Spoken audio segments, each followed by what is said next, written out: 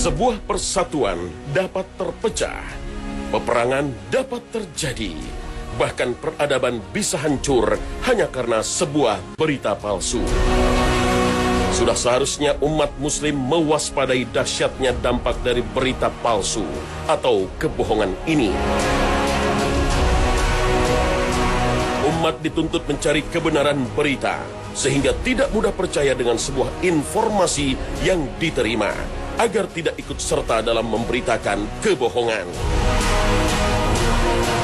Hal ini juga terjadi pada zaman Rasulullah SAW dan umat terdahulu.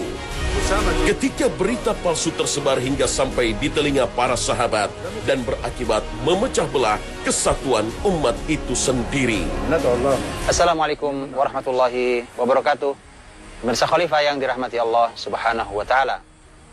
Allah memanggil kita dalam surat Al-Hujurat, ayat yang sangat penting, terutama di masa bertebarannya berita tanpa tersaring.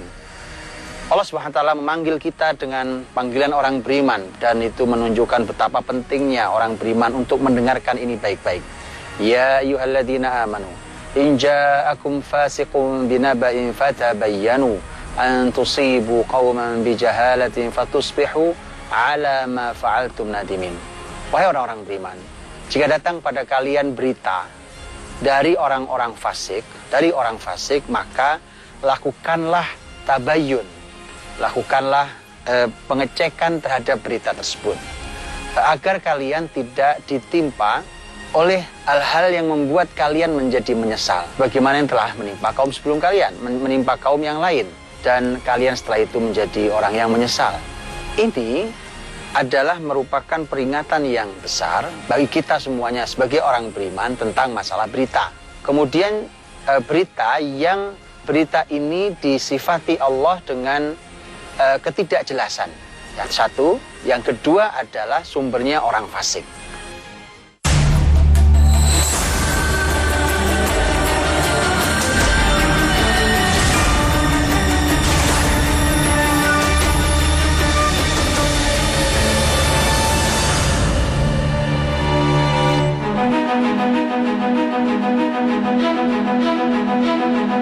Assalamualaikum warahmatullahi wabarakatuh. Selamat pagi pemirsa dan generasi muda Islam yang dirahmati Allah Subhanahu wa taala. Pagi ini Khalifah kembali menghadirkan kepada Anda kisah dan hikmah kehidupan yang terangkum dalam Kekayaan Sejarah Islam.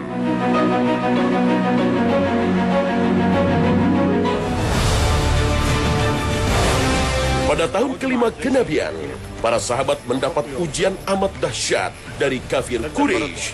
Mereka disiksa dengan kejam hingga harus melakukan hijrah ke Habasyah. Keputusan hijrah ini tentu saja atas perintah Rasulullah SAW. Dengan pertimbangan di negeri Habasyah terdapat raja yang adil. Jika umat muslim bersama raja tersebut pada saat itu, maka dijamin mereka tidak akan dizolimi. Begitu hijrah pertama terjadi, dipimpin oleh sahabat mulia sekaligus menantu Nabi Shallallahu Alaihi Wasallam, yaitu Utsman bin Affan radhiyallahu anhu. Tentu kita tidak mengatakan peristiwa negeri Habasyah hanya penyebabnya hanya karena ingin menyelamatkan iman, karena buktinya adalah ada Utsman. Utsman orang yang tidak pernah diganggu karena dia keluarga besar Bani Umayyah yang sangat kokoh dan dihormati. Dan Utsman termasuk orang yang tidak pernah diganggu oleh orang-orang Quraisy. Kalau yang lain diganggu, dia tidak. Tapi mengapa dia ikut hijrah? Ada beberapa pertimbangan. Tentu artinya salah satu saja penyebabnya adalah bahwa untuk menyelamatkan iman sebagian sahabatnya. Tapi ada sisi strategis yang lain, iya. Utsman bin Affan radhiyallahu anhu membawa istri beliau yang juga putri Nabi SAW, yaitu Ruqayyah radhiyallahu anha. Yang hijrah waktu itu disebutkan oleh ahli sejarah bahwa jumlah mereka ada 12 laki-laki dan 4 perempuan. 12 laki-laki dan 4 perempuan itu hijrah ke negeri Habasyah, dipimpin oleh sahabat mulia Utsman bin Affan radhiyallahu anhu dan putri Nabi, yaitu Ruqayyah. Ya, motivasi kedatangan Muslim ke Habasyah saat itu adalah sekaligus menyerukan dakwah Islam. Namun, di tengah perjalanan ke negeri Habasyah, mereka menerima kabar bahwa masyarakat Quraisy di Makkah sudah memeluk Islam. karena Rasulullah SAW melantunkan surat An-Najm di hadapan mereka. Kemudian begitu hijrah ke negeri Habasyah, mereka tinggal beberapa bulan di sana, sampailah berita, sampai berita itu menyeberangi Laut Merah sampai ke negeri Habasyah, sampai ke telinga muslimin. Beritanya adalah bahwa masyarakat Mekah telah masuk Islam.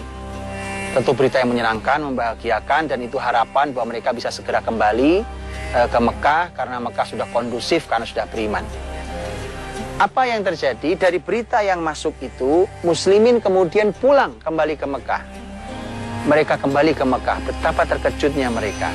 Ternyata berita yang sampai ke mereka adalah berita yang tidak benar.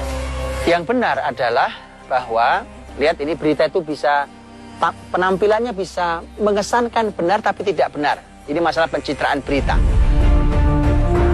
Kabar yang memberitakan masyarakat Makkah sudah memeluk Islam merupakan berita palsu yang disebarluaskan.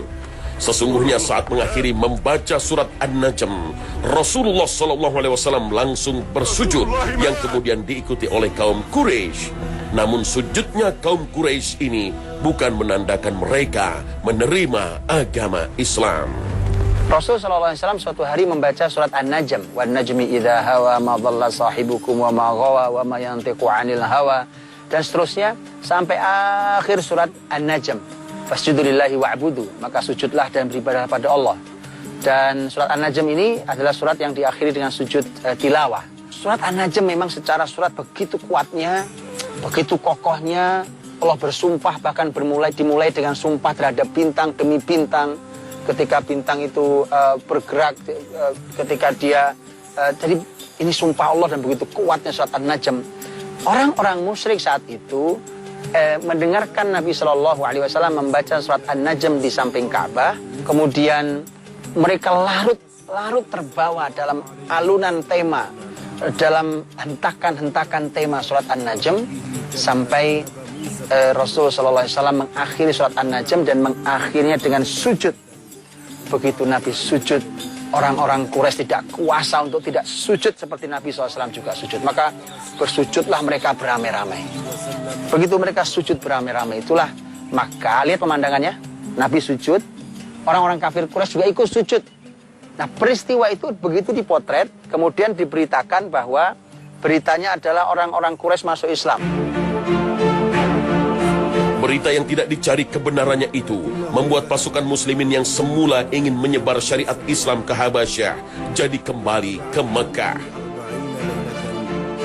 Peristiwa ini membuat umat muslim semakin waspada.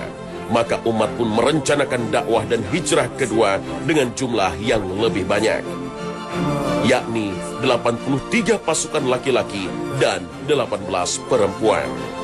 Dan hijrah Habasyah yang kedua diikuti oleh banyak muslimin.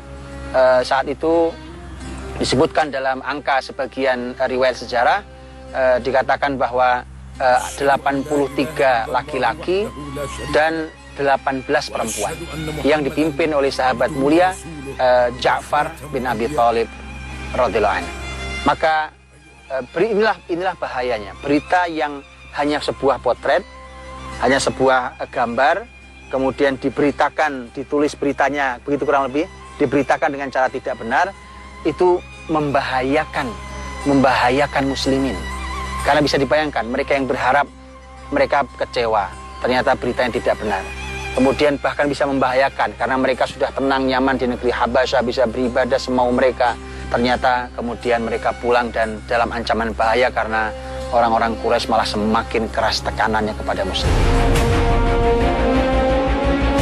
Ini merupakan potret untuk kita sebagai umat muslim agar semakin menguatkan ukhuwah kita dengan melakukan tabayyun terhadap kabar-kabar yang belum jelas kebenarannya.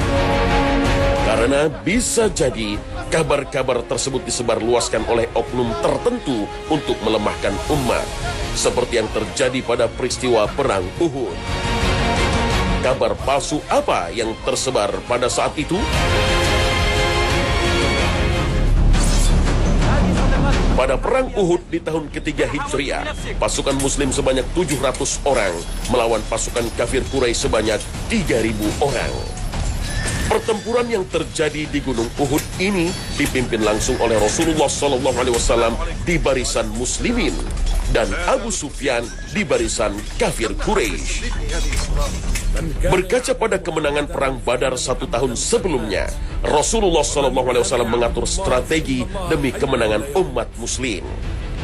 Di antaranya adalah mengatur strategi para pemanah agar mengikuti instruksi dari Rasulullah untuk tidak berpindah posisi.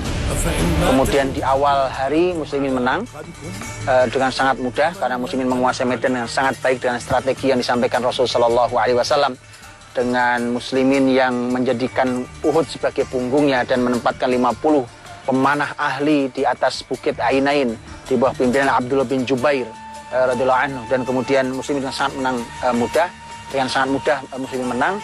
Kemudian akhirnya Muslimin lupa, terutama masyarakat pemanah, 40 pemanah lupa perintah Nabi, jangan turun dari bukit ini kecuali perintah kami, apapun yang terjadi pada kami di bawah sini. Dan maka ternyata mereka turun meninggalkan tempat dan pos penting itu dan lupa perintah Nabi. Kelalaian umat muslim pada saat itu adalah karena terfokus pada hal lain, yakni harta rampasan perang yang ada di depan mata. Rupanya itu menjadi jebakan sehingga pasukan pemanah muslim itu terkepung dan umat muslim kehilangan arah. Singkat kata adalah Muslimin malah sebaliknya terkepung. Dari tadinya menang terkepung hanya gara-gara melihat ghanimah di bawah, dan sampai kemudian perang begitu kacaunya, Muslimin dalam keadaan terjepit. Rasul Shallallahu Alaihi Wasallam pun ikut terluka-luka. Nabi kakinya terperosok ke dalam lubang yang dibuat oleh Ibnu Qamiyah. Kemudian terluka-luka kakinya. Nabi kena patahan besi dan tertancap di pipi beliau. Patah gigi Nabi Shallallahu Alaihi Wasallam, berdarah kening Nabi Shallallahu Alaihi Wasallam. Luar biasa keadaannya. Beberapa sahabat berguguran sampai harus menelan korban 70 syahid, yang diantaranya adalah Sayyidus Syuhada, paman Nabi Hamzah radhiyallahu anhu. Keadaan sekacau itu, terdengarlah berita bahwa Rasul wafat. Berita itu jelas membuat para sahabat terpukul. Mereka patah semangat lantaran Rasulullah dan Hamzah, kakeknya, dikabarkan wafat. Mereka merasa tidak ada artinya lagi melanjutkan perjuangan, hingga salah seorang di antara mereka berusaha membangkitkan semangat saudaranya. Beberapa sahabat mulai duduk-duduk di Uhud, di medan laga Uhud. Mereka duduk-duduk di medan laga jihad yang tadinya mereka bak singa luar biasa. Mereka berhenti, semangat mereka hilang karena Rasul telah wafat. Maka sahabat yang masih terus bersemangat berteriak, "Mengapa kalian duduk di situ? Mengapa kalian tidak segera bangkit untuk melanjutkan perjuangan?" Mereka mengatakan Rasul telah wafat. Apa gunanya? Rasul telah wafat. Maka saudaranya ini luar biasa, menyemangati kembali agar mereka bangkit kembali dengan kalimat yang luar biasa. Justru kalau Rasul telah wafat, maka tidak ada gunanya kita hidup di dunia ini. Allahu Akbar. Luar biasa. Maka akhirnya mereka bangkit lagi. Dan ternyata benar bahwa berita yang datang itu adalah berita yang tidak teruji kebenarannya. Karena berita itu, kalau di Uhud ini, berita ini disebarkan oleh orang musyrik. Jadi orang musyrik yang merasa bahwa dia berhasil membunuh Nabi, dia menyebarkan berita itu. Sampai berita itu pun sampai ke telinga Panglima Quraisy, yaitu Abu Sufyan. Pada saat itu Abu Sufyan sebagai pemimpin barisan musuh bertanya-tanya tentang kabar kepastian Rasulullah, Abu Bakar, dan Umar bin Khattab. Hingga kabar itu benar-benar terkonfirmasi langsung dari Umar sendiri bahwa mereka masih hidup meski dalam keadaan penuh luka. Maka kemudian pertanyaan Abu Sufyan adalah, apakah Muhammad masih hidup, apakah Abu Bakar masih hidup, apakah Umar masih hidup? Dan jawabannya dijawab oleh Umar, semua masih hidup. Dan ini beliau semua mendengar kamu bicara. Artinya berita itu tidak benar. Maka berhati-hatilah muslimin. Terkadang ada berita yang memang disebarkan dan tidak benar berita itu, atau berita yang bertebaran di sekitar kita belum teruji kebenarannya, terkadang bisa melemahkan semangat jihad kita, semangat kita untuk memperbaiki, semangat kita untuk memberi manfaat kepada umat ini dan untuk bangsa ini. Dampak buruk dari berita yang tidak benar itu bukan hanya melemahkan umat Islam, namun juga memecah belah hingga menyebar rumor negatif yang terjadi pada umat muslimin. Seperti yang terjadi pada peristiwa hadithul ifki ketika Aisyah radhiyallahu anha difitnah hingga memberi dampak yang buruk pada keluarga Nabi. Inilah kisah selengkapnya.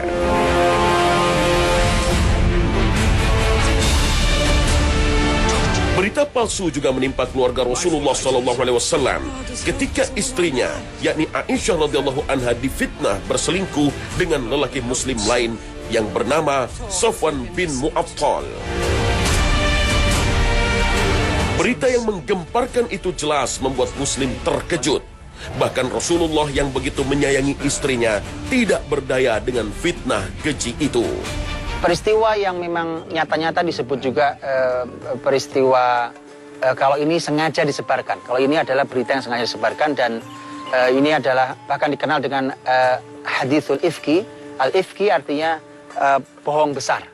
Dan al-ifki ini adalah istilah Qur'ani, surat An-Nur.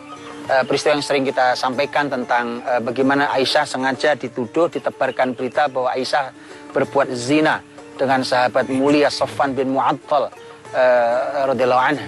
Dan berita bohong ini yang membuat adalah orang munafik untuk menusuk kesucian keluarga nubuah. Dan ternyata kemudian berita itu tidak benar. Berita ini saking besarnya, kebohongan ini saking besarnya, seakan nyata sampai ada beberapa sahabat yang akhirnya terbawa juga. Bukan hanya terbawa menafsirkan dalam dirinya, tapi bahkan termasuk memberitakannya kembali. Ini bahayanya, bahwa kita memberitakan kembali sesuatu yang belum teruji kebenarannya. Ada Hasan bin Thabit radhiyallahu anhu, ada Thumamah, ada Mistah bin Utsatsah radhiyallahu anhu, ada Hamnah binti Jahsy radhiyallahu anha, sahabat-sahabat mulia yang mereka adalah sahabat mulia. Kalau yang lain orang munafik, tapi sahabat mulia, sahabat-sahabat mulia yang terbawa oleh berita yang menyebar begitu masifnya, sampai Rasul pun dalam keadaan belum bisa memberikan putusan karena belum ada wahyu. Artinya secerdas Nabi saat itu memerlukan wahyu, padahal beliau juga pandai menganalisa dan seterusnya. Peristiwa ini disebut sebagai hadithul ifki, atau yang berarti berita bohong. Hingga turun wahyu kepada Rasulullah SAW, yakni surat An-Nur ayat 11 hingga 20, sebagai bentuk klarifikasi atas berita hoax yang menimpa keluarga Rasulullah SAW. Lewat wahyu ini terdapat panduan untuk umat muslim dalam membentengi diri dari berita bohong. Rasul diberikan Allah panduan dalam surat An-Nur yang bisa kita lihat. Maka lakukanlah beberapa hal berikut ketika kita mendapatkan berita. Yang pertama adalah jangan menyebarkan, baik dengan tulisan, baik dengan mengirim ulang, baik dengan kita menceritakan dengan lisan kita.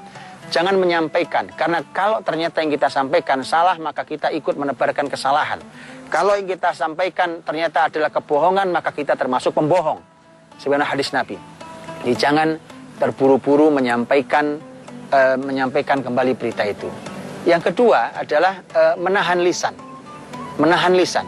Menahan lisan, baik lisan mulut kita atau lisan pena kita, ini penting sekali. Karena menahan lisan itu adalah bagian dari perintah syariat ini. Maka tahanlah lisan. Ini suatu PR besar sendiri, karena lisan kita ini walau cuma satu, tapi lihat bagaimana dia cuma satu, yang lainnya dua. Mata kita dua, telinga kita dua, tangan kaki kita juga dua-dua. Tapi lisan kita satu tapi sangat berbahaya, satu tapi sangat mulia kalau dia dipakai untuk kemuliaan. Maka berhati-hati, lisan itu ditahan. Kemudian negara, ketika dalam surat An-Nur, negara juga harus berperan. Karena negara harus bersikap adil, di mana mereka yang membuat kekacauan dengan berita-berita hoax yang disebarkan, berita-berita yang tidak teruji kebenarannya atau bahkan sengaja disebarkan dengan tidak benar, maka mereka yang mengacaukan keadaan itu, mereka berhak mendapatkan hukuman, bahkan dihukum.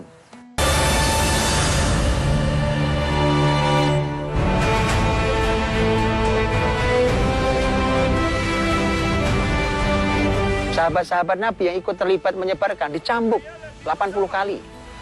Ada hukumannya, tidak sembarang.